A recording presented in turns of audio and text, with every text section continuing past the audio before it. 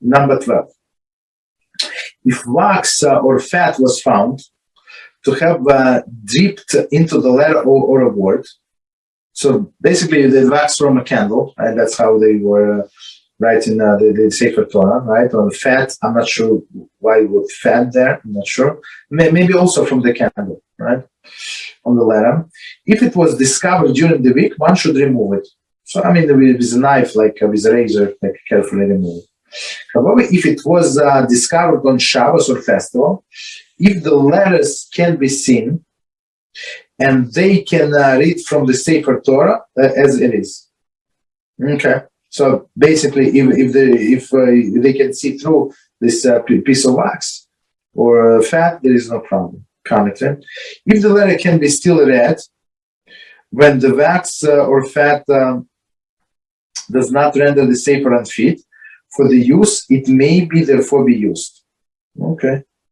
If the letter can still be read, I mean, they can still receive the letter, then the wax or the fat does not render the Sefer Torah unfit. Okay.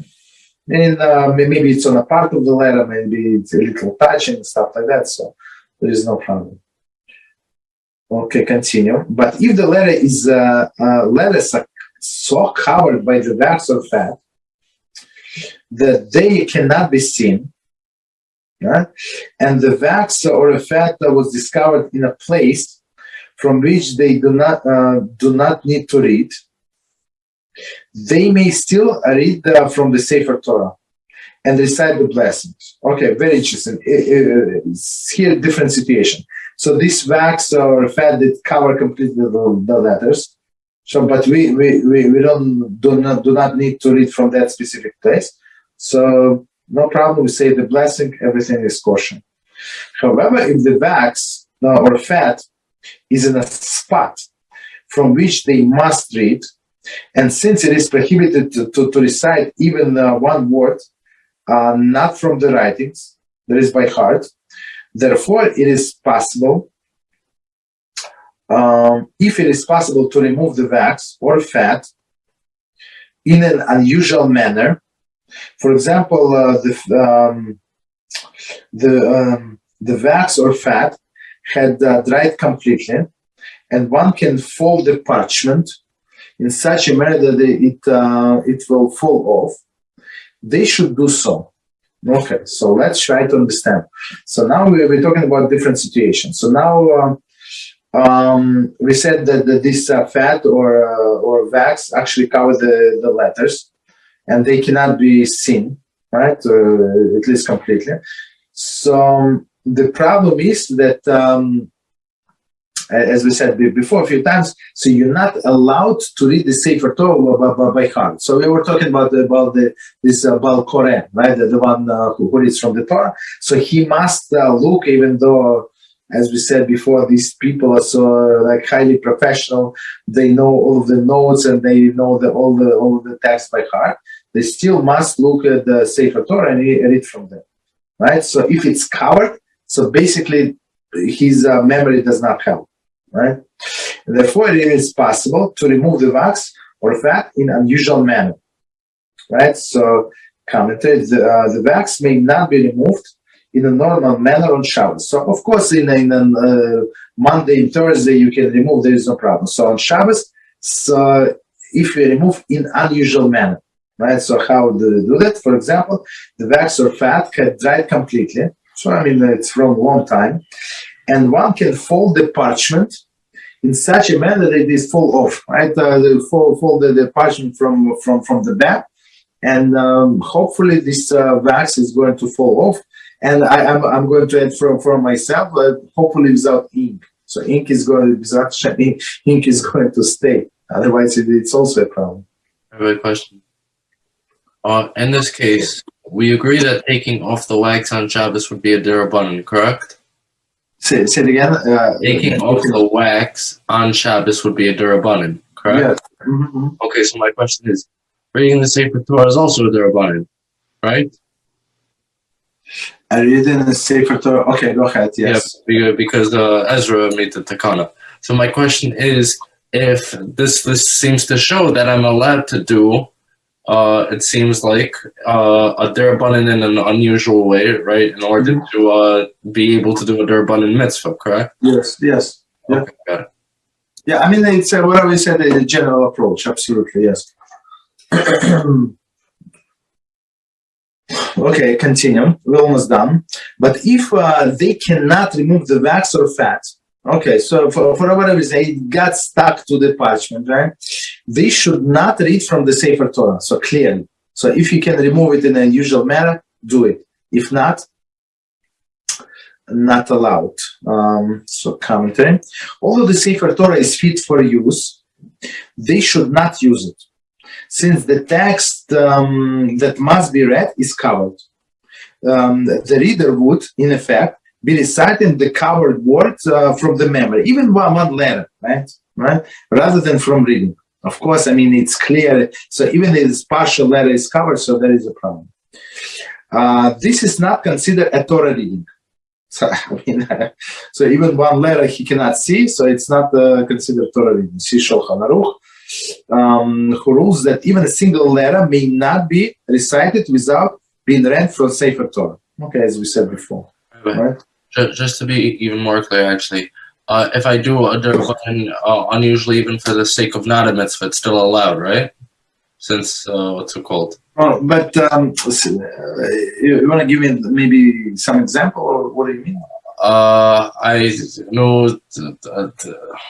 Let's say this. Okay, I give you this example, right? So if it's we have this category of sick people, right?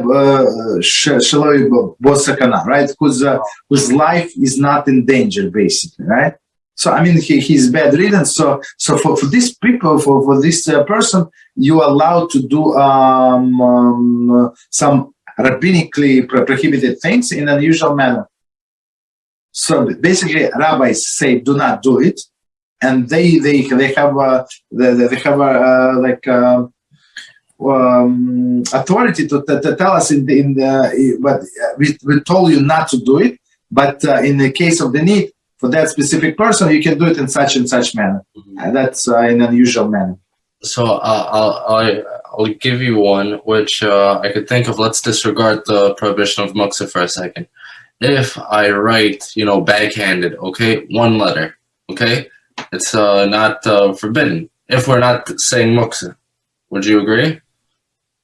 Okay, so I mean, even we say even one letter is if it's forbidden according to a rabbinic decree. Yes. Oh yeah, one letter is forbidden according to the rabbinic decree, but since I'm doing it backhanded, right? It's an unusual manner. So Okay, all right, okay. So in this case, it's okay. And not talking about mussar. I'm not sure if it's a case. So since it's not for the sake of the mitzvah, it's not okay. Mm-hmm. But why would it be a prohibition? Because if a deraisa turns into a derabanan and an unintentional derabanan is going to be no avera, then something unintentional is like doing something. What's it called? I give you this example for example, you went with somebody had an emergency, and you went with that person on Shabbos, right, to the hospital, and now they say we're not going to admit this person unless you write his address and stuff like that. So the guy is bleeding, chas v'shalom, right? So you have to write. So and they say in order to minimize the desecration of Shabbos, so you write with your left hand, backhandedly, whatever, with your teeth, whatever you do. So, but that's for the sake of the mitzvah. But but you cannot use the same approach for just because. I hear what you're saying, but your case is a little different because you're actually writing a resume, which would be a deraisa in the first place. In my case, there's no deraisa. I only wrote one letter.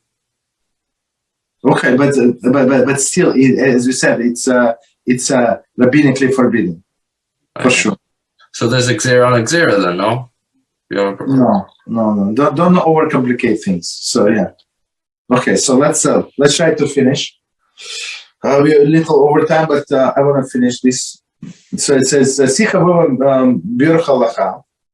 rules that if the wax was noticed while they were in the midst of the aliyah, they should recite the obscure word from memory to continue reading from the Sefer Torah. Very interesting. So it's so he said what?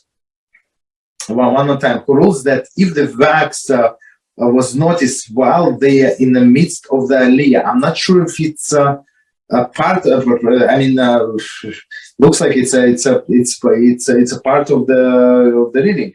They should recite the obscure words from memory and continue reading from Sefer Torah. So basically, I mean, it's a little lenient opinion, and we can rely upon it. So almost done. So it says, okay, when on a weekday, they remove the wax or fat. If it has been discovered covered in wool divine name, they must take care not to scrape the wax or fat. So as to avoid the reason, the letter of divine name is forbidden, as we know, right? Commentary. When scraping the wax or fat, they might scrape off some of the ink that spell divine name. Doing so violate the scriptural prohibition against erasing the divine name. That's the big issue. That's wow. So basically, they would try to melt it, the way I understand, right? Rather, they should heat They should heat the parchment from the outside, right? In order that the wax or fat dissolves easily, and scraping will not be necessary. So basically, that's I would say that's the only way out to heat it from the other side. Of course, it must be careful not to overheat it, because we can ruin even indirectly, but we can ruin the ink also. Okay, so we finish with this Siman. So next Siman is 25. The law pertaining to Ashtay, Uvalit Tzion, and until the conclusion of Shachrit Soros. Okay, go ahead. Questions? Yeah, go ahead. About this removing of wax or fat, we are talking doing this on Shabbos, or every day we are talking? No, it's I mean, you're not allowed to continue reading on Shabbos or every day. So, but on every day it's easy. You just take even with your nail, right? So you just remove this wax, and there is no problem. I mean, if it's removable, right? But on Shabbos, one second. But on Shabbos you cannot do that so easily, right? So because why you might scrape the letter. So on a weekday, so if you did with a nail, you took some knife or whatever you did. So even if you scrape a little the letter, there is no problem. You can put a little ink, there is no problem.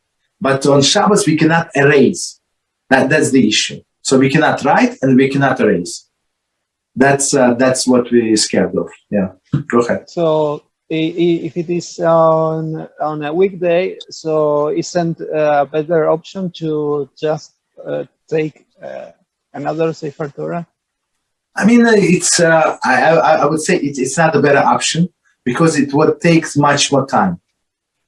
So you have to roll to do exactly the same thing, right? Exactly the same part. And usually, from my experience, what I see, so usually all of this, even if they have 3 Sefer Torahs, let's say, they would be rolled to the different place. So one, for example, they prepare for Rosh Chodesh, right? So they would have rolled on Rosh Chodesh, right? One is for weekly parasha, whatever they read, and the third is for in the different place that they prepare. For example, they already prepare for Purim.